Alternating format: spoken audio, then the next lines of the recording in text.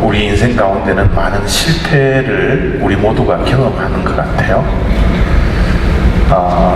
실수도 우리의 삶 가운데 많고요.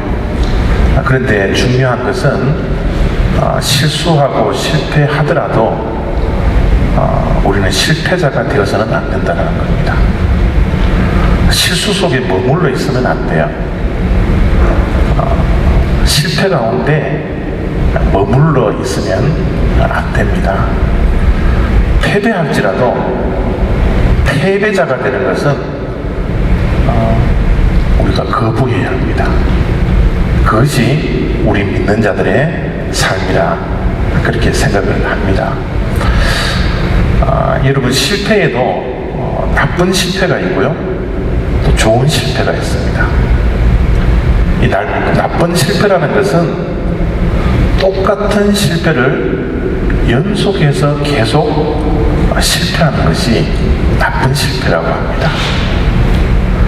누구나가 실패하고 있지만 좋은 실패는 실패를 했음에도 불구하고 그 똑같은 실수와 실패를 반복해서 하지 않을 수 있도록 실패 가운데 그 실패의 원인을 알고요, 그 실패를 분석하고요, 그 실패를 관리하게 되어서 또 다른 연속되는 실패를 하지 않을 수 있는 것이 좋은 실패라고 합니다.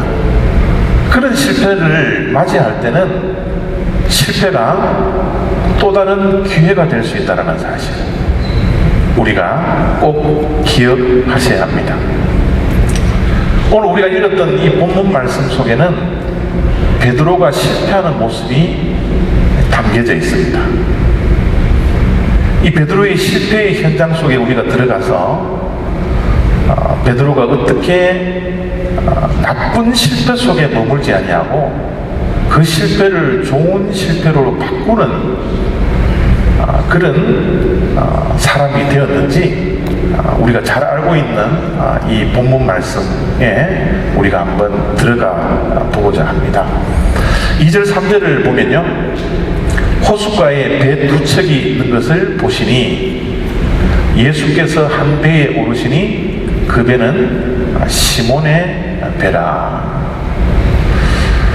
본문이 너무 유명한 말씀이기 때문에 그 뒷부분을 우리가 읽지 않더라도 베드로가 밤새 동안 자기의 힘으로, 자기의 노력으로 열심히 최선을 다해서 고기를 잡으려고 했지만 한 마리도 고기를 잡지 않고 빈 배의 모습으로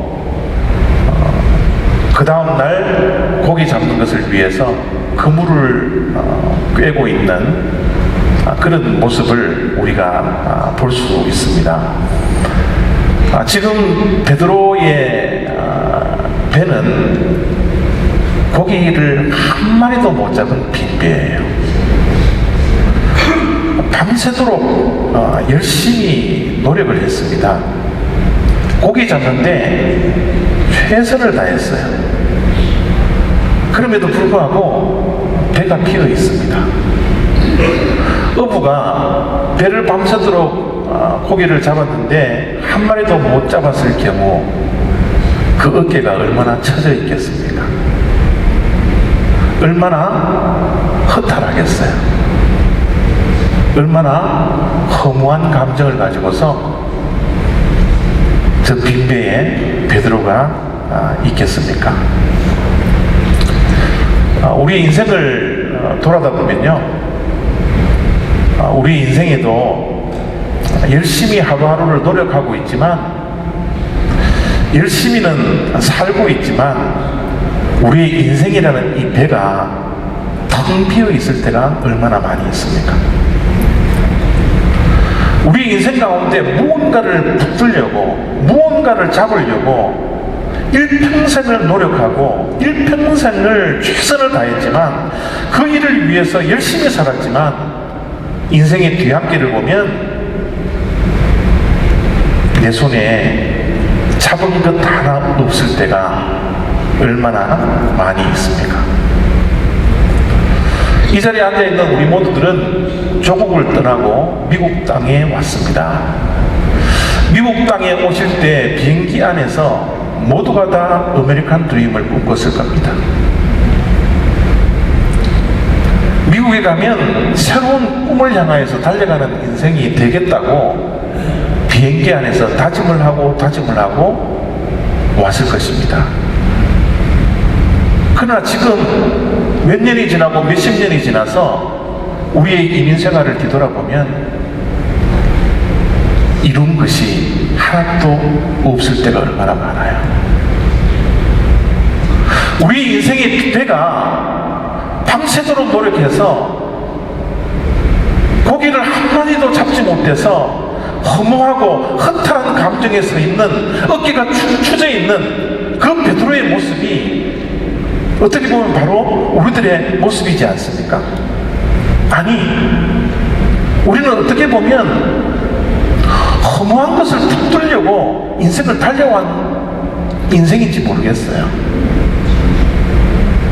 결코 잡을 수 없는 그 무엇을 잡으려고 평생을 노력하고 평생을 열심히 살아왔지만 우리의 손에 잡히는 것, 이루어 놓은 것은 아무것도 없음을 때로는 우리 인생 가운데 문득 그런 허무함과 허탈감이 찾아올 때가 얼마나 많이 있습니까? 지금 2013년 벌써 9월이에요. 송구임신 예배를 드린 지가 사실 엊그제 같은데 벌써 9월 22일입니다. 이제 석 달만 지나면 또 한 해가 끝나요. 여러분, 늘 연말이 되고 또 마지막 송구 예배를 드릴 때 참 우리의 생각은 참 세월이 빠르구나, 참 세월이 덧없이 흘러간다라는 것을 누구나가 다 느낄 것입니다. 여러분, 그거 아세요? 이 세월의 연말의 끝자락이 몇 번만 지나면 우리 인생도 끝이 된다는 사실이다. 참 우리의 인생이 빈대지 않습니까? 우리 인생이 너무 허탈하지 않나요?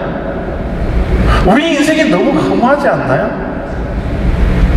지금 밤새도록 노력해서 한 마리의 고기도 잡지 못한 이 베드로의 심정이 바로 우리 인생을 바라보는 것 같지 않습니까? 우리 손 안에 쥐고 있는 것이 과연 무엇입니까? 우리의 손에도 역시 빈손이지 않나요?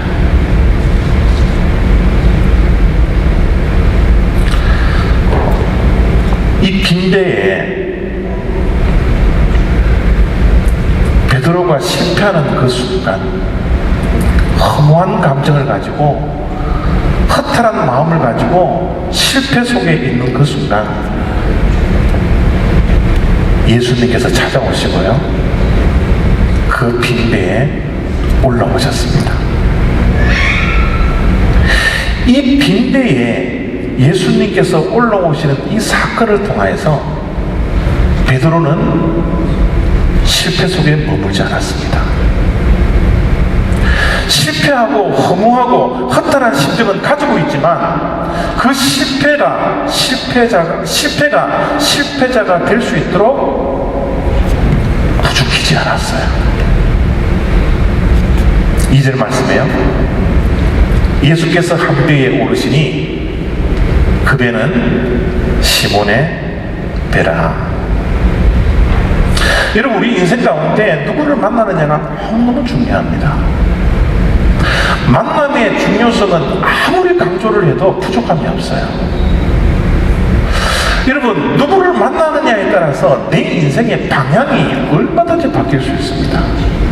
그만큼 우리 인생 가운데 이 만남이라는 것이 너무너무 중요합니다. 특별히 실패 속에 있을 때, 우리가 실수했을 때, 패배 속에 있을 때, 힘들고 어려웠을 때, 우리 인생의 위기 가운데 누구를 만나느냐가 얼마나 중요한지 모르겠습니다.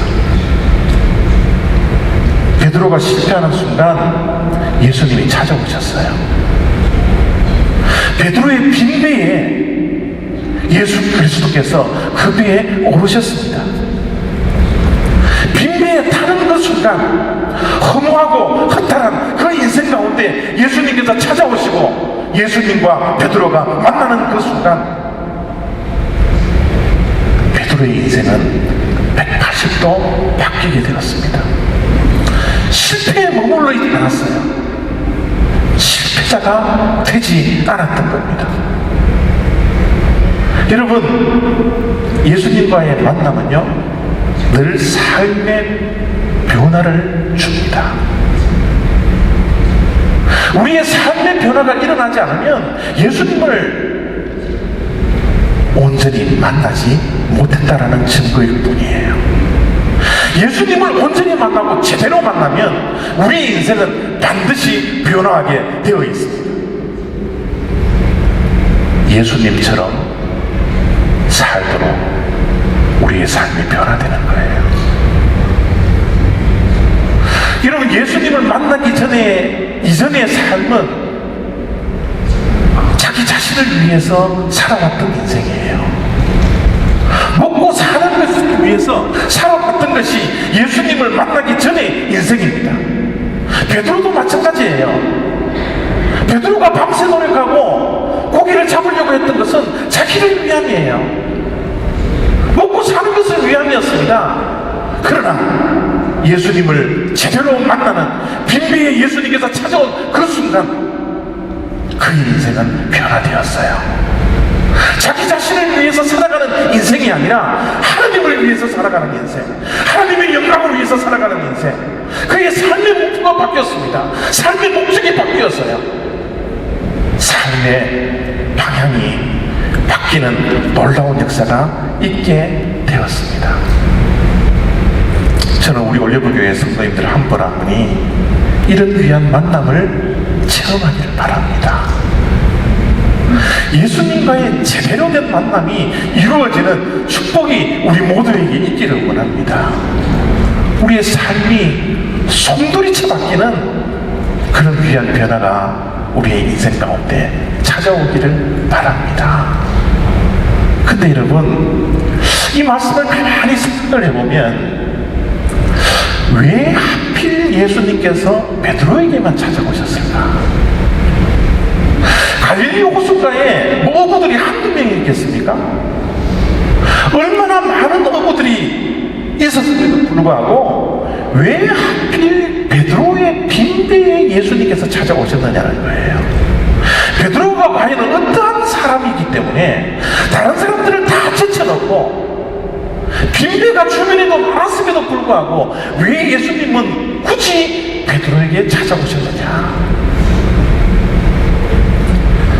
오늘 말씀 4절 5절을 보면 베드로와 예수님과의 대화가 나오는데요, 이 대화 속에 예수님께서 왜 베드로를 고집을 하시게 되었는지, 왜 베드로에게만 찾아오시게 되었는지 그 이유가 있습니다. 말씀을 읽어드립니다. 시몬에게 이르시되 깊은 데로 가서 그물을 내려 고기를 잡으라. 시몬이 대답합니다. 선생님, 우리들이 밤이 새도록 수고하였으되 잡을 것이 없지만은. 밤새도록 고기 한 마리 잡으려고 노력하고 최선을 다했다는 거예요. 여러분, 베드로의 성격은 어떤 성격인 것 같아요? 베드로의 성품은 과연 어떤 성품인 것 같습니까? 여러분, 밤새도록 고기를 잡지 않았음에도 불구하고 끊임없이 날이 셀 때까지 고기 한 마리 잡으려고 진념을 가지고 포기하지 아니하고 끈기를 가지고서 그 고기를 잡는 베드로의 성격 그 자체가 우리에게 보이지 않습니까? 베드로는 목표 지향적인 사람이었던 것 같아요. 앞만 보고 달렸던 것 같습니다. 고기를 잡으려고 하면 앞만 보지 옆을 보지 않고 뒤를 돌아보지 않는 성격이었던 것 같아요. 포기하지 않았습니다. 목표를 세우면 진념을 가지고서 꾸준하게 노력을 하는, 최선을 다하는, 열심히 있었던 사람이었던 것 같습니다. 하나님께서는 이런 끈기 있는 자, 한번 뜻을 정하면 포기하지 않는 자, 목표를 향하면 뒤돌아보지 않는 자, 항상 앞을 향하여 달려가는 자, 이런 자들을 눈여겨보고 계시는 것 같아요. 자, 그런데 여러분, 이것만 있으면 안 됩니다. 우리 주변에도 잘 알다시피 목표를 향하여 달려가는 사람들은 때로는 고집스러울 때가 많아요. 고집스럽다는 것은 주변 사람들에게 피해를 줄 수도 있는 가능성이 얼마든지 있습니다. 고집스럽게 목표를 향하여서 끈기 있게 나가는 것은 좋지만 때로는 그 끈기와 그 진념이 이기적일 때가 때로는 많이 있음을 우리가 압니다. 자기 중심적일 때가 얼마나 많은 것을 우리 주변의 사람들에게 진념이 강한 사람, 목표를 향하여 달려가는 그런 사람들의 속에서 우리가 얼마든지 발견할 수 있잖아요. 끈기만으로 부족해요. 진념만으로는 부족합니다. 베드로의 모습을 다시 한번 보십시오. 베드로는 끈기 위에 뭐가 더해졌나요? 말씀에 대한 순종입니다. 진념이 있고 목표를 향하여 달려갔지만 그가 만약 하나님의 말씀에, 예수 그리스도의 말씀을 의지하지 않고 순종하지 않았더라면 그의 삶은 변화되지 않았습니다. 말씀을 다시 한번 읽습니다. 시몬이 대답하여 이르되 선생님, 우리들이 밤이 새도록 수고하였으되 잡은 것이 없지만은 말씀에 의지하여 내가 그물을 내리리이다. 베드로가 순종할 수 있었던 것이 쉬운 일이지 라고 생각하지 마십시오. 베드로가 밤새 동안 고기를 못 잡았는 상황 속에서 예수님께 다가와서 그물을 저 깊은 곳에 내리라고 말씀을 했던 것을 그대로 받아들이고 순종했다라고 생각하지 마세요. 이 순종에는 베드로에게는 어려운 일들이 많았습니다. 얼마나 어려웠나 그러면, 순종하는 것이 얼마나 어려웠나 그러면 시간적으로 사실은 예수님의 말이 맞지 않아요. 여러분, 여기에 낚시를 잘하시는 분들이 혹시 있는지는 모르겠지만 저는 낚시에 대해서는 전혀 직접 문외한입니다. 그런데 주변의 친구들, 낚시 좋아하는 친구들이 낚시하러 가는 것을 보면 밤에 갈 때가 많더라고요. 밤 낚시를 즐기더라고요. 왜 밤 낚시를 즐겨요? 밤에 고기가 안 잡히면 굳이 밤에 갈 필요가 있을까요? 여러분, 고기를 잡으려면 밤에 가는 것 같아요. 밤에 고기를 많이 잘 잡을 수 있을 것 같습니다. 그런데 지금 예수님께서 그물을 던지라고 하는 그 시간은 언제입니까? 밤이 새도록 고기를 잡고 못 잡고 아침이 밝았고, 여러분, 해가 지금 햇살이 갈릴리 호수에 쨍쨍 내리쬐는 그 시간이에요. 여러분, 그 시간에는 고기가 잡히지 않습니다. 그럼에도 불구하고 베드로는 뭐예요? 예수님의 말씀에 순종하고 있는 거예요. 전혀 순종할 타임이 아닌데 순종을 기꺼이 하고 있는 겁니다. 경험적으로도 베드로의 경험적으로 어부 생활이 하루 이틀 한 것도 아니고요, 평생 동안 어부의 직을 감당하고 있었는데 예수님이라는 저 청년 목숨이 안 들어오잖아. 직업이 목숨이었습니다. 여러분, 어부라는 직업을 가진 사람이 목수가 저기 가면 고기를 잡는다고, 많이 잡힐 수 있다고 이야기를 하면 들어줄 사람이 어디에 있습니까? 그럼에도 불구하고 베드로는 예수님의 말씀에 순종했습니다. 지금 예수님께서 말씀하시는 저 상황의 분위기는 전혀 순종하지 못할 때예요. 베드로는 지칠 대로 지친 가운데 있었습니다. 밤새도록 고기 한 마리 낚으려고 얼마나 힘을 썼는지 모릅니다. 이제는 집에 가서 좀 쉬고 싶은데 예수님께서 고기를 더 잡으라고, 깊은 데 가서 그물을 내리라고 명령을 하는 거예요. 순종하는 것이 쉽지 않았어요. 그럼에도 불구하고 베드로는 예수님의 말씀에 순종합니다. 여러분, 이 순종이 있었기 때문에 베드로에게는 엄청난 변화의 시간이 되는 거예요.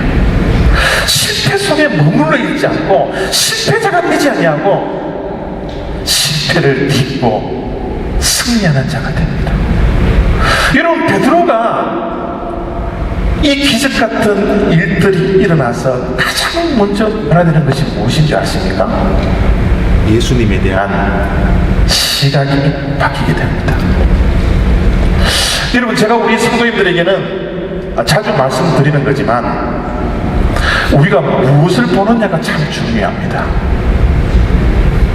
무엇을 보느냐보다 더 중요한 것은 어떻게 보느냐예요. 어떻게 보느냐의 시각도 중요하지만 바로 보는, 올바르게 보는 시각이 더욱더 중요합니다.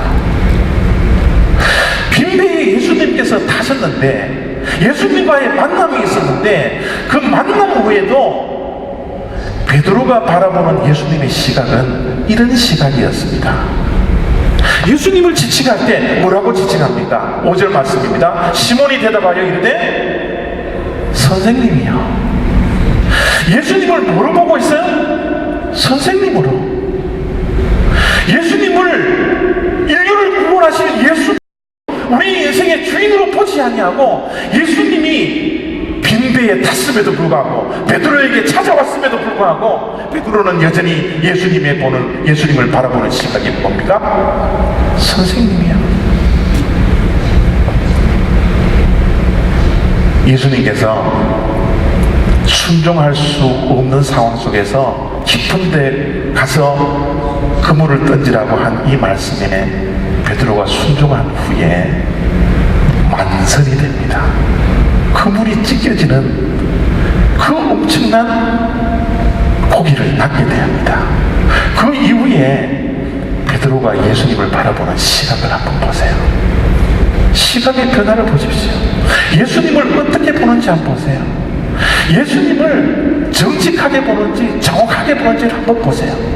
8절입니다. 시몬 베드로가 이를 보고 예수의 무릎 아래에 엎드려 이르되 어떻게 주여.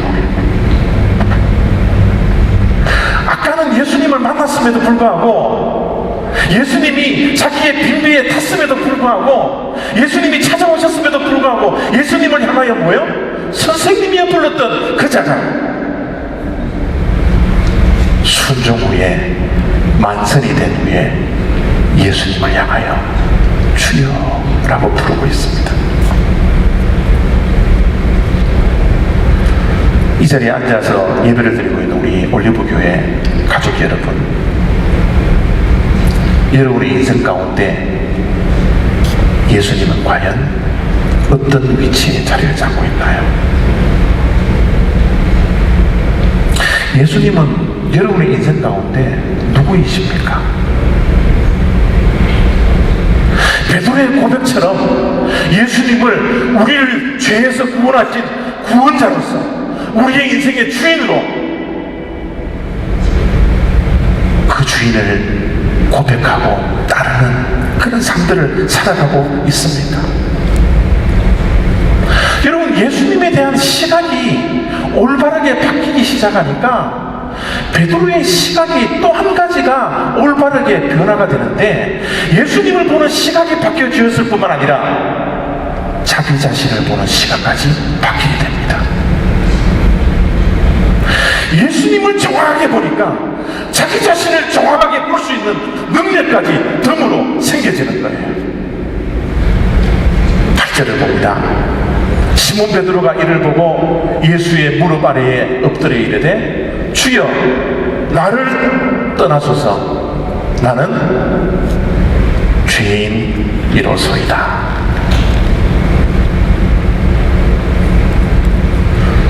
우리 인간들의 실존입니다.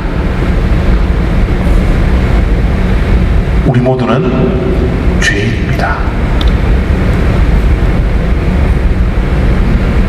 예배하러 온 우리들이 하나님 앞에서 죄인의 모습으로 예배를 드려야 합니다.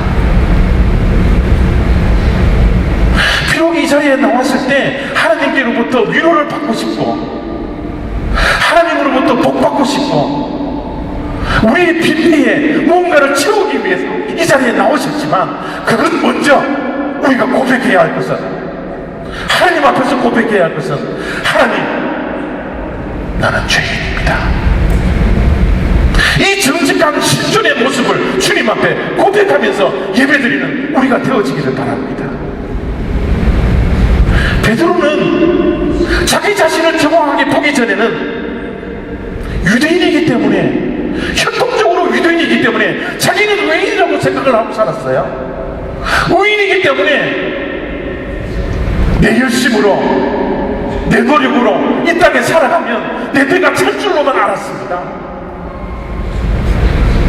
그리고 죽으면 마땅하게 천국에 갈 거라고 그렇게 생각했던 것이 베드로의 자기 발견이었어요. 자기 성찰이었습니다. 그러나 예수님을 보는 순간, 예수님을 바라보는 순간, 나는 너무 죄인입니다. 허물 많은 죄인이니까 주님, 내가 주님과 함께 할 수 없으니 나를 떠나주소서.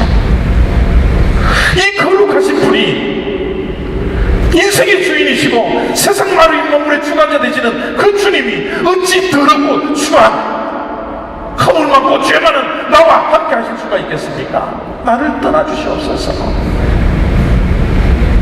우리 모두에게도 이런 고백이 있기를 바랍니다. 하나님 앞에서 죄인된 모습으로 이 자리에 앉아있는 귀한 변화가 있기를 원합니다. 베드로가 빈배가 주님의 능력으로 채워졌다는 것이 승리가 아닙니다. 만선의 승리보다는 예수님을 바라보는 시각이 열려진 것과 그 시각을 통하여서 내 자신을 올바르게 바라볼 수 있는 그 시각이 열려졌다는 것이 그에게 찾아온 인생의 가장 큰 변화요, 가장 큰 축복이었다는 사실을 우리가 잊어서는 안 된다는 사실이에요. 우리 올리브 장로교회 성도 여러분, 매주마다 우리는 하나님께 어떠한 마음으로 이 자리에 오셔서 어떠한 신분으로, 어떠한 자격으로 이 자리에 다 나오셨나요? 우리 모두 주님 앞에 설 때마다, 주님과 동행할 때마다 허물 많은 이 죄인, 죄악에 가득 찬 이 죄인, 나는 죄인에 불과합니다. 주님 긍휼을 더해주세요. 때로는 우리의 삶 가운데 실패 속에 있지만, 패배 속에 있지만, 허무함 속에 있지만, 빈배로 하루하루를 살아가고 있지만, 그 빈배에 찾아오셔서 우리를 만나주시고 우리가 주님을 바로 볼 수 있는 시각이 열려지게 하시고 주님에 대한 시각이 열려짐으로 내 자신을 바라볼 수 있는 올바른 시각까지 열려지는 축복이 우리의 삶 가운데 이어지게 하여 주시옵소서. 이 고백을 날마다 할 수 있는 저와 여러분 되어서 실패 속에 있다 할지라도 실패를 이제 더 이상 두려워하지 아니하고 내 실패 속에 예수님께서 찾아오시고 올라오셔서 이 귀한 올바른 시각이 열려지는 귀한 축복된 저와 여러분의 삶들이 다 되시기를 부탁드립니다. 기도하겠습니다.